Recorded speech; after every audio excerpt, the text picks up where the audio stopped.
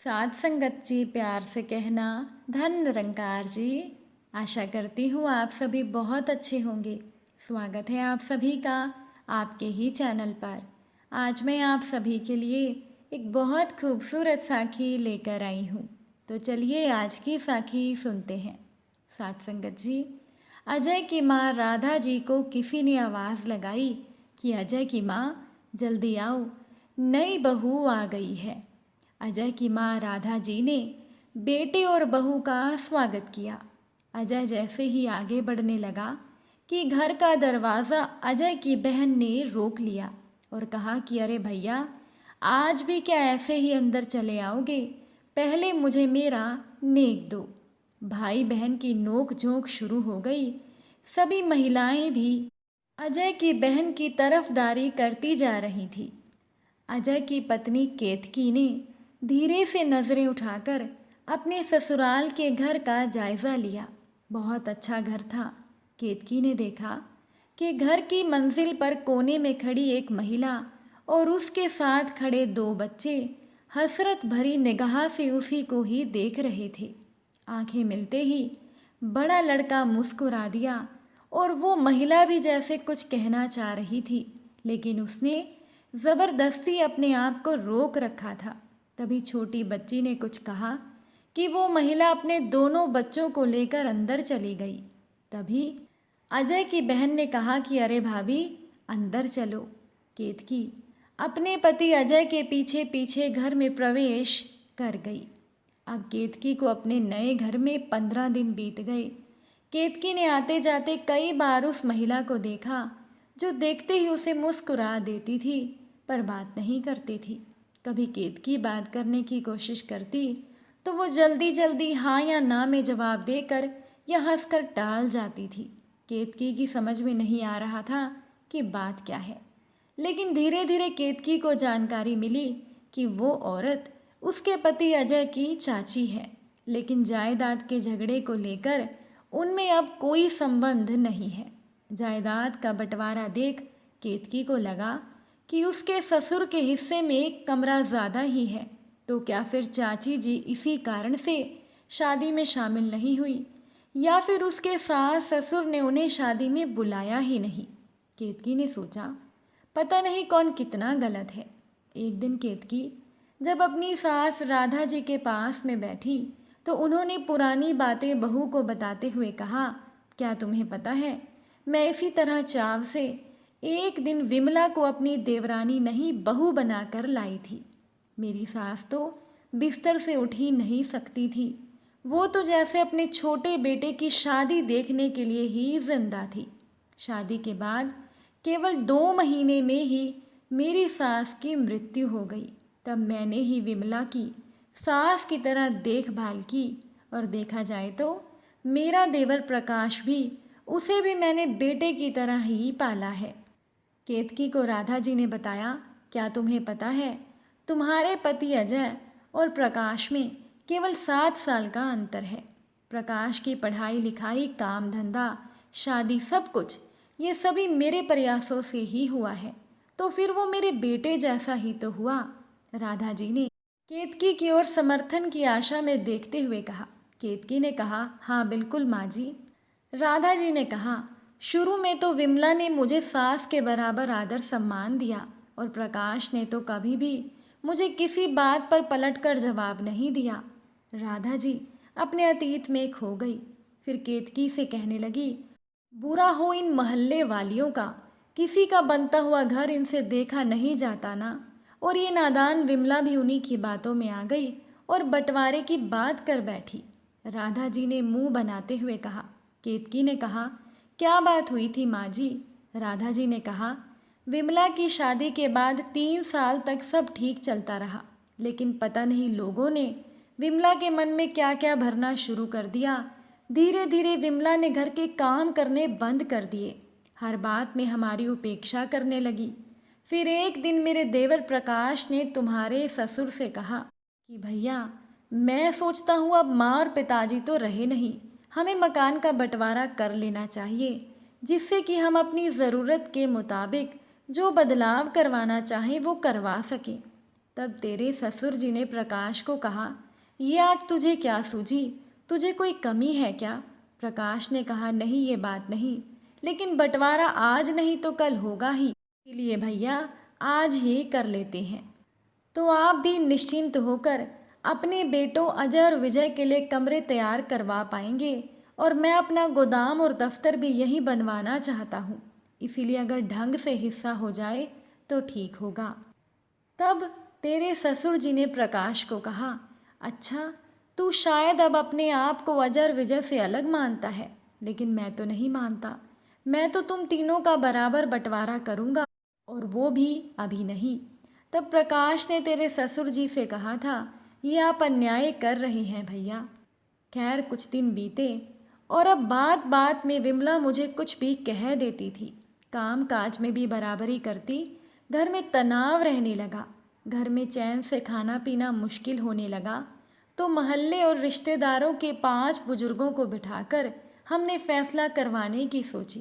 प्रकाश ने कहा, मुझे आधा हिस्सा दो।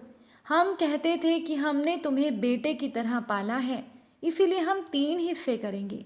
लेकिन जब बंटवारा हो गया तो अब इस तरह के संबंध ना रखने की क्या वजह है? केतकी ने अपनी सास से पूछ ही लिया। राधा जी ने कहा, रोज रोज के झगड़े से हमारा मन खराब हो गया था, इसलिए जब बंटवारा हुआ तो हमने ही तय किया कि हम उनसे किसी तरह का संबंध नहीं रखेंगे। लेकिन शादी ब्याह जन्म मृत्यु में आना जाना भी ये अब उनकी मर्जी है। अच्छा बताओ, शादी में काम काज के बारे में शामिल होना या किसी काम के बारे में क्या उन लोगों को नहीं पूछना चाहिए था? लेकिन प्रकाश तो तुम्हारी शादी के 3 दिन पहले ही अपने काम के सिलसिले में बाहर चला गया था, जैसे उसके बिना काम ही नहीं चलेगा। राधा ने अपने मन की बात निकाल दी। केतकी ने कहा, माँ जी आपने उन्हें आने के लिए तो कहा ही होगा। राधा ने मुंह बना लिया और कहा, जिसे मैं घर में लेकर आई उसे न्योता मैं देने जाऊंगी। कल को क्या विजय की शादी में मैं तुम्हें न्योता दूंगी, तब तुम आओगी। केतकी को लगा अब उसकी सास को पुरानी बातों पर जो गुस्सा आ गया है कहीं वो उस पर ना निकल जाए। वो धीरे से बोली, माँ जी मैं चाय बना कर लाती हूँ। केतकी सोचने लगी कि कभी चाची से बात करके ही सही बात का पता चल पाएगा। केतकी ने चाची और उनके बच्चों से संपर्क बनाने शुरू कर दिए। जब भी केतकी बच्चों को देखती वो 1-2 मिनट बात कर ही लिया करती थी। एक दिन तो विमला ने भी कहा, तुम हमसे बात करती हो, क्या तुम्हारे सास ससुर नाराज़ नहीं होते? तब केतकी ने कहा, कैसी बातें करती हैं चाची, वो भला क्यों नाराज़ होंगे? अब केतकी ने दृढ़ निश्चय कर लिया था कि एक दूसरे के मन पर जमी हुई मैल हटानी है। इसीलिए एक दिन केतकी ने अपनी सास को कहा, चाची जी कह रही थी आप बहुत बढ़िया खाना बनाती हो, कभी मुझे भी बनाकर खिलाइए। इसी तरह केतकी विमला से बात करती तो कहती कि माँ जी कह रही थी आप भरवा बैंगन बहुत अच्छे बनाती हो। साथ संगत जी, ये बातें केतकी किसी और के मुंह से सुनती, पर सास को कहती तो चाची का नाम बताती और चाची को कहती तो सास का नाम बताती। वो जानती थी कि अपनी प्रशंसा किसे अच्छी नहीं लगती, फिर अगर प्रशंसा दुश्मन के मुंह से भी हो तो दुश्मनी भी कम हो जाती है। इस तरह के बातों के जरिए केतकी एक दूसरे के मन में बैठी हुई गलतफहमी को दूर करने लगी। एक बार की बात है कि राधा को अपनी बेटी की बातचीत के सिलसिले में पति और बेटी के साथ 1 हफ्ते के लिए बाहर जाना था और केतकी के घर संतान का जन्म होने वाला था। इसीलिए राधा जी को चिंता थी कि क्या करे। घर में कोई बुजुर्ग औरत तो होनी ही चाहिए। आखिरकार केतकी को हर तरह की हिदायत देकर राधा जी चली गईं। 3-4 दिन तो आराम से निकले। एक दिन दोपहर के समय घर पर अजय और विजय नहीं थे। ऐसे में केतकी परेशान विमला चाची के पास आई। केतकी को परेशान देखकर विमला चाची ने कहा, क्या बात है, तुम ठीक तो हो ना? केतकी ने कहा, पता नहीं, मुझे बड़ी बेचैनी हो रही है। विमला चाची ने कहा, तुम तुरंत लेट जाओ। ये कहती हुई विमला नीचे अपने पति प्रकाश को बुलाने चली गई।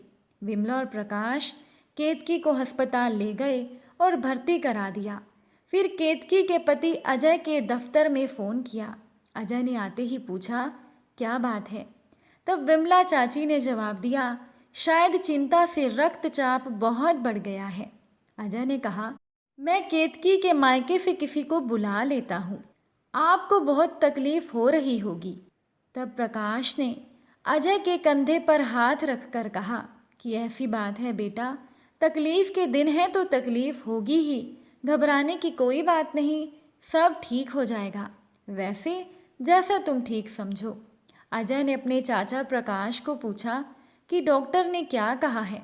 प्रकाश ने जवाब दिया, रक्तचाप सामान्य हो रहा है और डॉक्टर ने कहा है कोई विशेष चिंता की बात नहीं है। केतकी को 2 दिन अस्पताल में रहना पड़ा, फिर उसे छुट्टी मिल गई और डॉक्टर ने केतकी को आराम करने को कहा। घर आने पर सारा काम विमला ने संभाला। केतकी इस बीच विमला चाची का व्यवहार देखकर सोच रही थी कि गलती कहाँ है, क्योंकि विमला चाची ने कभी भी उसके सास ससुर के लिए कभी कुछ गलत नहीं बोला। लेकिन एक दिन केतकी ने बातों ही बातों में विमला चाची को उकसा दिया। तब विमला चाची ने कहा, मैंने ही बंटवारा कराया, सब कहती हैं, लेकिन इसमें गलत क्या है? माना तुम्हारे सास ससुर उम्र में मेरे सास ससुर के बराबर हैं, उन्होंने मेरे पति को पढ़ाया लिखाया भी, लेकिन वो सास ससुर तो नहीं है ना। अगर ऐसा होता तो क्या तुम्हारी शादी में हम इतने पराये समझे जाते? फिर अगर मैं झगड़ालू होती तो क्या बंटवारे के समय मैं लड़ती नहीं?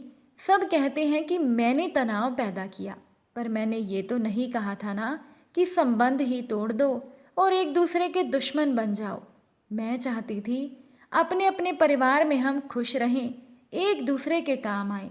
लेकिन भैया भाभी तो उस दिन के बाद हमसे क्या, हमारे बच्चों से भी नहीं बोलते।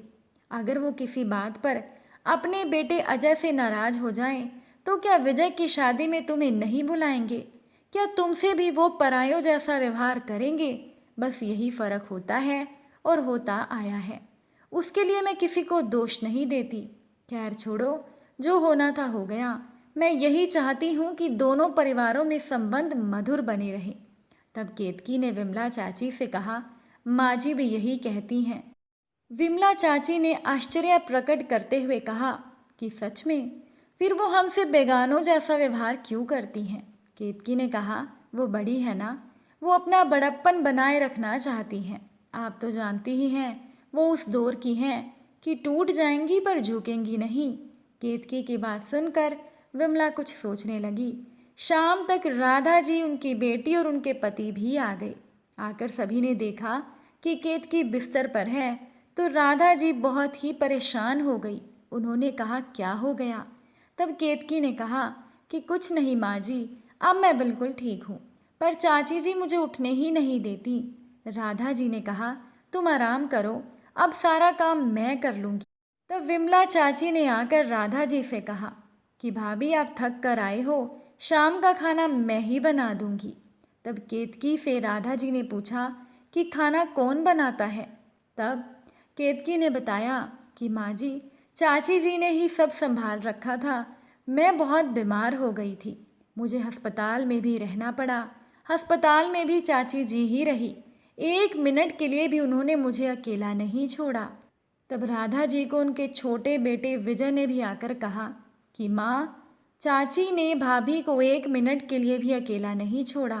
तब विमला ने आकर एक बार फिर से राधा जी और उनके पति से पूछा कि भाभी, क्या मैं खाना बना दूँ?